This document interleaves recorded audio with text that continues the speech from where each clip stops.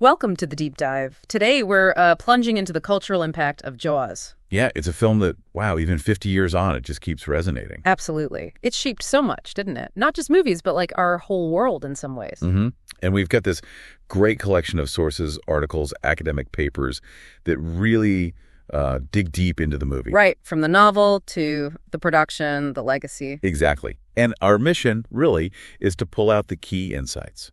How did Jaws become more than just entertainment? How did it influence Hollywood? How we see sharks, obviously. And even a specific place, Martha's Vineyard.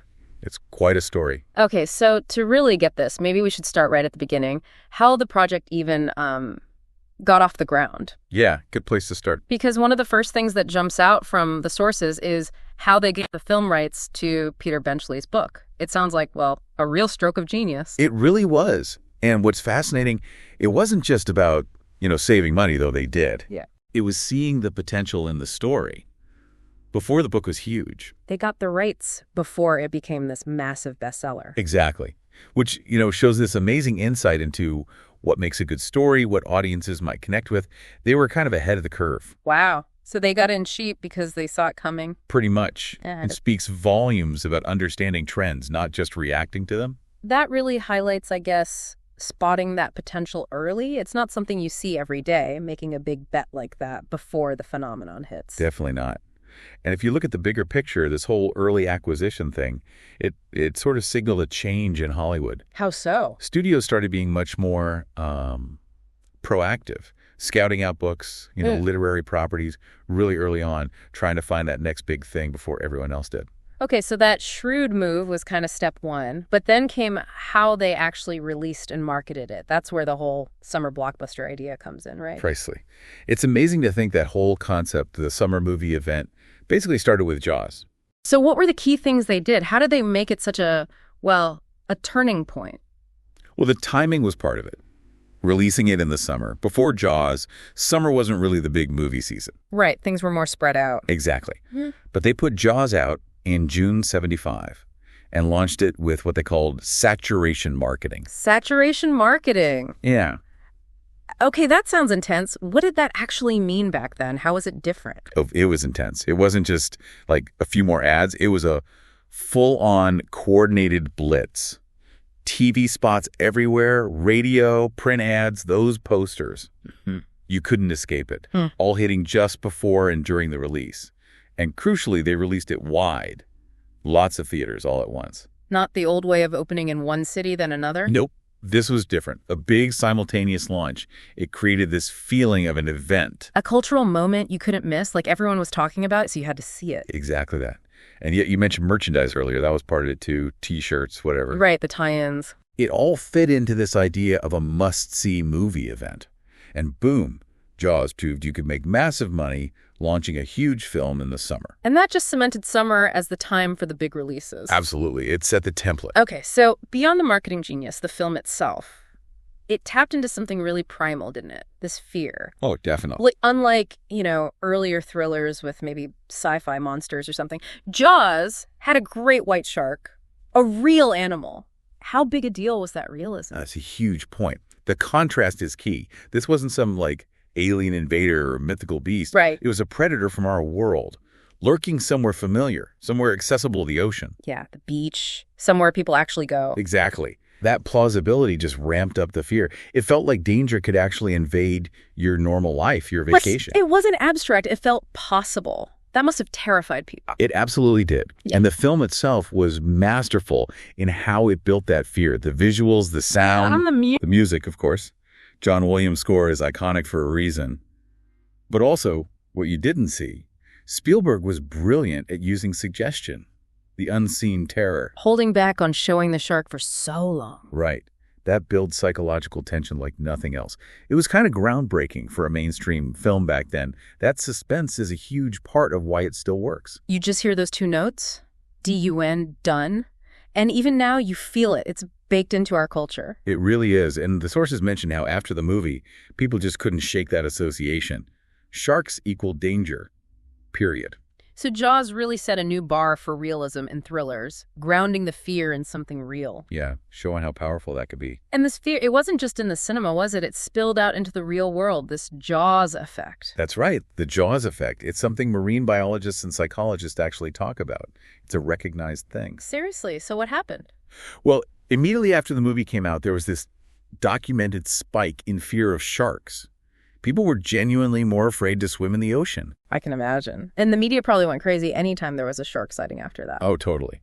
Sensationalism definitely increased around shark incidents. It was a media field day sometimes. But it wasn't all negative, was it? There was a paradox there. Exactly. It's weird. Alongside the fear, there was also this huge surge in public interest in sharks. People wanted to know more. Huh. So fear, but also fascination. Right. And eventually, that interest actually fed into conversations about, shark science and even conservation efforts down the line. That's really interesting that something so terrifying could indirectly lead to more awareness and maybe even help the animals it demonized. It's complex, isn't it? Yeah. But yeah, the movie absolutely cemented the shark as this major pop culture figure, this powerful symbol in our collective mind for good and bad. And the man steering this ship, so to speak, was Steven Spielberg. Pretty young at the time, this film basically launched his career into the stratosphere. Oh, completely pivotal. Yeah. Jaws put Spielberg on the map as a major filmmaker. You could see his talent right away. Absolutely. His ability to build that suspense, create spectacle, but also, crucially, his understanding of the audience. He knew how to make a commercially massive hit. And it clearly wasn't a one-off. I mean, look what came after. E.T., Raiders of the Lost Ark, Jurassic Park. Saving Private Ryan. The list goes on. You can almost see the DNA of Jaws in some of those, that blend of spectacle and relatable human emotion. I think so. And connecting it to the bigger picture again, that Jaws approach, it became a kind of template, not just for him, but for how Hollywood started thinking about big event movies, especially for the summer. He really redefined mainstream blockbusters, set a new standard. No question. A master of commercial filmmaking. No, the film's impact wasn't just Hollywood and shark phobias. It hit the real-world location too, right? Martha's Vineyard. Massively. What was it like there before Jaws rolled into town? Pretty different by all accounts. Martha's Vineyard was known as this quiet, sort of exclusive island getaway. For the wealthy celebrities. Yeah, exactly. People like Ruth Gordon, James Cagney, Carly Simon, James Taylor. They went there for the peace and privacy. And then suddenly, this huge movie production lands on their doorstep. That must have been a shock. A huge shock. The production itself was disruptive, apparently quite chaotic at times. Right. The shark famously didn't work properly. Yeah, all those stories. But then the movie becomes this global sensation, and suddenly the island is famous. International spotlight. And the locals weren't thrilled. Many weren't, no. Our sources talk about residents and regulars really missing the old privacy, feeling like their quiet way of life was, well, disrupted, lost. And it wasn't just the filming, right? It changed tourism. For sure. It inadvertently boosted tourism long term, but maybe not the kind they were used to or entirely wanted. It created this ongoing tension, balancing that old exclusivity with being a famous movie location. Did they try to stop it happening again? Oh, yeah. The island became very, very restrictive about allowing major film productions after Jaws. They put strict policies in place. And Spielberg. Did he want to go back? Apparently not. Sources say he vowed he'd never film there again. And the locals were okay with that. Some probably breathed a sigh of relief, yeah. But, okay, despite all that disruption, maybe there was an upside. Did the film capture something authentic about the place? About New England? That's a really important point, actually. Yes. Despite the chaos, Jaws did end up showcasing a very real slice of New England culture. That sort of Yankee spirit. How did it do that? Well, through the setting itself, the seaside towns, the fishing culture, but also the people. Yeah. The film captured the local dialect, some of the social customs, that kind of stoic vibe you associate with the region. And they used local people in the film too, didn't they? They did. Lots of local residents were extras or had small parts, worked on the crew. That definitely added to the realism, that sense of place. Speaking of the place, there's something else interesting about Martha's Vineyard. In the sources, the way property ownership works on the beaches. It's different. Yeah, that's quite distinctive.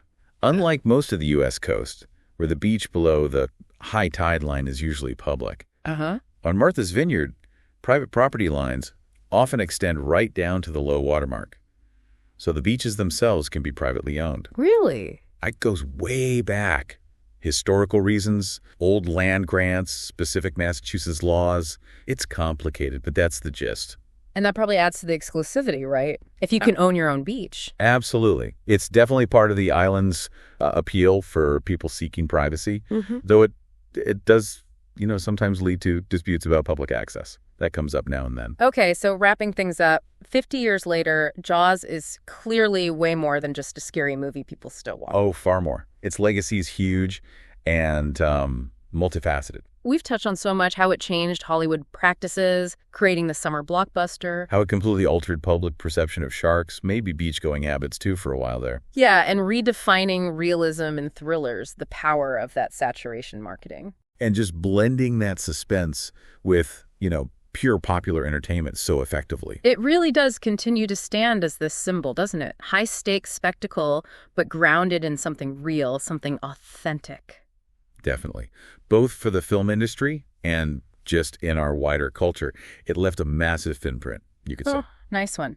So, a final thought then for you listening. Yeah, as you think about Jaws and its long reach, maybe consider this. Yeah. How often does one movie, one piece of entertainment, ripple out like that? Creating such widespread, sometimes really unexpected consequences across industries, perceptions. Even changing the character of a real place. You can think of other examples, maybe something in music or another film or even a book that had similar kinds of far-reaching effects. Effects on different sectors, how we understand the world or the identity of a location. It's just fascinating how culture works like that sometimes. Something to mull over.